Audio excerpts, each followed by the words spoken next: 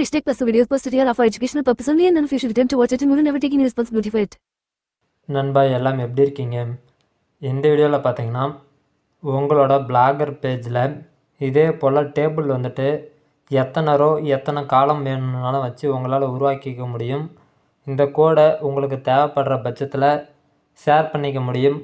இதை வந்துட்டு காப்பி பண்ணிக்க முடியும். அதே நேரத்தில் எடிட் பட்டன் அழுத்தி இந்த ரோவில் ஏதாவது நீங்கள் கரெக்ஷன் பண்ணுறீங்க அப்படின்னா உங்களால் கரெக்ஷனும் பண்ணிக்க முடியும்.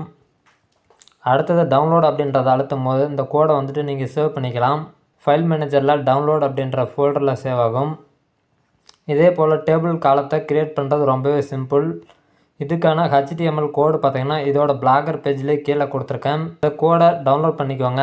திஸ் வீடியோ ஸ்பான்சர்ட் பை பைமோட். நாம் ரெகுலராக பயன்படுத்தக்கூடிய அனைத்து விதமான வீட்டு உபயோகப் பொருட்களையும் வீட்டில் இருந்தபடியாக வாங்கிக்கலாம், எந்தவித கூடுதல் கட்டணமும் இல்லாமல். இந்த ஆப் நம்ம ப்ளே ஸ்டோரில் அவைலபிளாக இருக்குது, ட்ரை பண்ணி பாருங்கள். லிங்க் கீழே டிஸ்கிரிப்ஷனில் கொடுத்துருக்கேன்.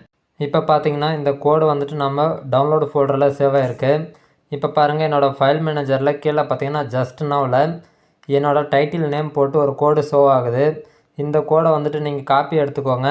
இதில் உங்களுக்கு ரோ காலம் எடிட் பண்ண தேவைப்படுது அப்படின்ற பட்சத்தில் நீங்கள் இந்த கோடை எடிட் பண்ணிக்கலாம். இப்போ உதாரணத்துக்கு பாருங்கள், நான் நார்மலாக வந்துட்டு குயிக் எடிட் அப்படின்ற ஒரு எடிட்டரை சூஸ் பண்ணுறேன்.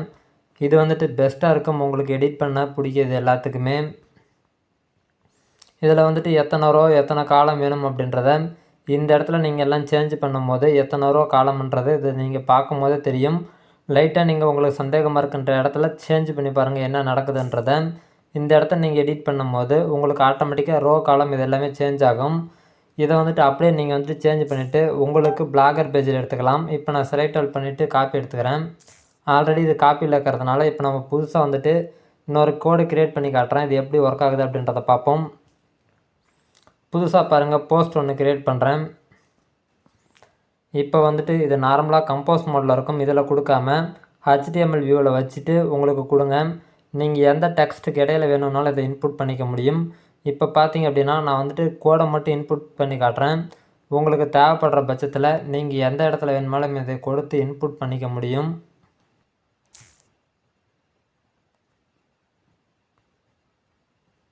இப்போ பார்த்தீங்கன்னா பேஸ்ட்டுன்றதை கொடுத்துட்டேன். இப்போ HTML வியூவிலேருந்து கம்போஸ் வியூக்கு வச்சு பார்த்தீங்கன்னா தெரியும் உங்களுக்கு டேபிள் எத்தனை ரோ காலம் அப்படின்றது எல்லாமே ஷோ ஆகும். இதில் வந்துட்டு நீங்கள் எதாவது கரெக்ஷன் பண்ணுறீங்க, கரெக்ஷனாக உங்களுக்கு எத்தனை டேபிள் இந்த டேபிளில் நீங்கள் க்ரியேட் பண்ணியிருக்கக்கூடிய டேபிளில் எத்தனை காலம் எத்தனை ரோ கொடுத்துருக்கீங்க அப்படின்றது இங்கே ஷோ ஆகுதுன்றதை பார்த்துக்கோங்க. பார்த்துட்டு இந்த டேபிளுக்குள்ளே ஏதாவது நீங்கள் கரெக்ஷன் பண்ண நினைக்கிறீங்க அப்படின்னா இந்த ரோ செல்லுக்குள்ளே உதாரணத்துக்கு நீங்கள் ஏதாவது எடிட் பண்ண நினைக்கிறீங்க அப்படின்னா இந்த நேம் வந்துட்டு இதில் சேஞ்ச் பண்ணிக்கோங்க. இதை சேஞ்ச் பண்ணுற பட்சத்தில் உங்களுக்கு இதை நீங்கள் அப்படியே ஷோ ஆகும். இப்போ டைட்டிலில் SS அப்படின்றத ஒன்று சேவ் பண்ணிக்கிறேன், கன்ஃபார்ம் பண்ணிடுறேன். இப்போ இதை பப்ளிஷ் பண்ணியிருக்கேன். இது எப்படி லைவாக அங்கே பார்ப்போம் எப்படி இருக்குன்றதை.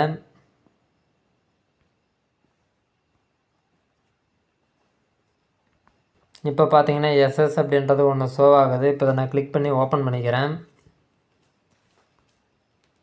இப்போ பார்த்தீங்கன்னா நம்ம க்ரியேட் பண்ண டேபிள் அப்படியே வந்திருக்கு. உதாரணத்துக்கு உங்கள் யூஸர் இதில் எதாவது எடிட் பண்ண நினைக்கிறீங்க அப்படின்னா இப்போ எடிட் மோட் ஆன் பண்ணிவிட்டு இப்போ இந்த காலத்தை வந்துட்டு நீங்கள் எடிட் பண்ணுறீங்கன்னா எடிட் பண்ணிக்கலாம்.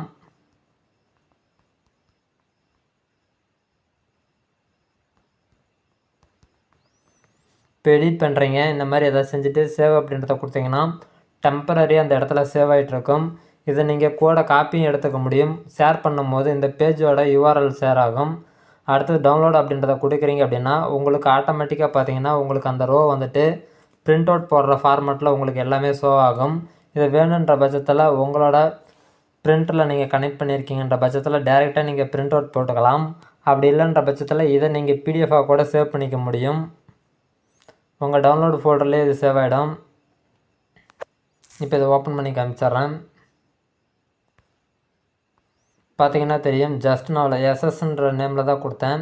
இப்போ பாருங்கள் ஓப்பன் PDFன்ற கொடுத்துறேன், PDF டிரைவர் வியூவர்.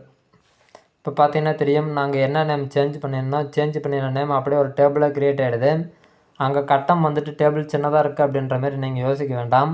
உங்களுக்கு அந்த டேபிள் வந்துட்டு டீட்டெயிலாகவே இங்கே வந்துட்டு PDF-ல் ஷோ ஆகிடும்.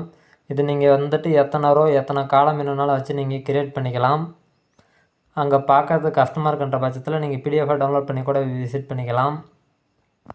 இந்த வீடியோ வந்துட்டு பிளாகர் பேஜில் எப்படி வந்துட்டு ஒரு டேபிளை க்ரியேட் பண்ணுறது அப்படின்றத சொல்லியிருக்கேன். ஃப்யூச்சரில் வரக்கூடிய வீடியோவில் பிளாகருக்கு ரிலேட்டடாக ஏகப்பட்ட வீடியோஸ் கொடுக்க போகிறேன்.